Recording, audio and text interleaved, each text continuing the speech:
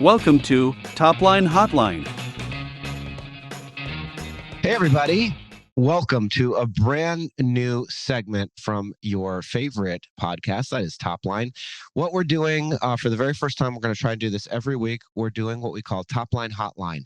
TOPLINE HOTLINE is where we field questions from our listeners and questions from the community, many of them sourced from the Pavilion Chief Revenue Officer private Slack channel. If you're not a member of that Slack channel, you should get in there. It's where a lot of interesting and amazing conversations happen around go-to-market. And every week, we're going to answer questions from the community. You don't have to be a member of Pavilion, but it'll help to push your question to the top of the queue. And we've got our expert panel here. Our expert panel today consists of me, Asad, and AJ, your friendly neighborhood hosts. In the future, it might include some guests.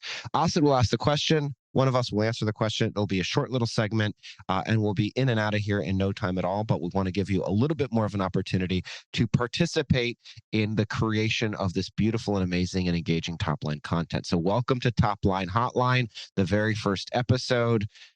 Asad, I'm going to hand it over to you, who's going to source our questions, and then one of us will answer them.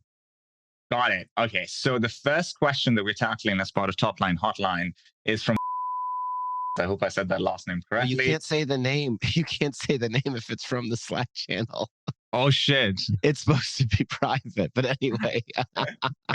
Just beeped out. This one time, yeah, we'll beep it out. We'll beep it out. Producer, beep it out. Okay. It's super confidential. His name is and he works for and he said, I hate my fucking boss. Thank you, Asad. Okay, this anonymous question is, hi all, does anyone here have experience with getting rid of sales provisions / switching from a 70-30 compensation model to 100% fixed compensation, ideally for a larger team of 30 AEs or more? Your insights would be highly appreciated. Did it work for your organizations, and what are the lessons learned? AJ. Well, thanks. I'm just kidding. He probably doesn't listen. I would say don't do that. Here's what I've learned from CROs that have tried or have come into organizations. I have a friend that is newly anointed CRO of a German company that has previously not done commissions whatsoever. Actually, that's not true. They had SDRs that did commissions versus not. He came in, reset those. We did a whole quota management, commission management outline with them, spent a 3-month engagement, and has seen, specifically in the US, the productivity of their organization jump by 50% simply by setting targets and stringent targets. And those targets obviously waterfall down to commissions, less about the comp plan and the commissions and more about that general cadence and that general urgency. There's lots of data out there from organizations like Monday.com who have traditionally not set commissions. And yes, there are unique snowflakes out there that have done this well. For most organizations, we've seen the data. It's not going to work overall. Don't do it.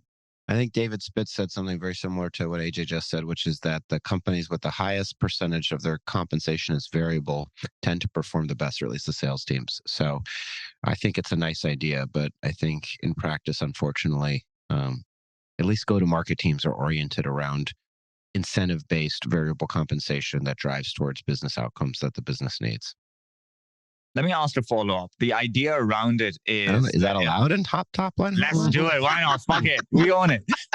The idea is that you will attract better people. People want to work for an organization that gives them whatever they are worth up front, and that'll make them perform better. Will this not impact you positively from a recruitment perspective? And if the quality of your team's better? So it sounds like such a Gen Z thing to say right there. No, I think like you're taking in, sure, professional. If you had a very specific like PhD type of seller, maybe that's the case. But as we know, the majority of sales teams out there, of course, there's knowledge that they learn when they join the organization, especially if they're like maybe back-end architecture, solutions engineering, solutions consulting, and they have a technical expertise. But at the end of the day, as we've seen over the years, salespeople want to sell. Yeah. And the best AEs are not thinking of making on-target income. They're joining to make way more than that. And you won't get the best if you don't have that ability. Yeah. And this, my friends, has been the very first episode of Topline Hotline. Thanks so much to my co-host, Asad Zaman, CEO of Sales Talent Agency, all the way from the Amalfi Coast, AJ Bruno, CEO of Quotapath, all the way from his luxurious backyard, and Sam Jacobs, CEO Pavilion, from my living room, surrounded by 3 ungrateful dogs. We'll talk to everybody next week. Yeah. Talk to you next week, folks. Thanks for listening. Bye, everyone. Bye, everyone.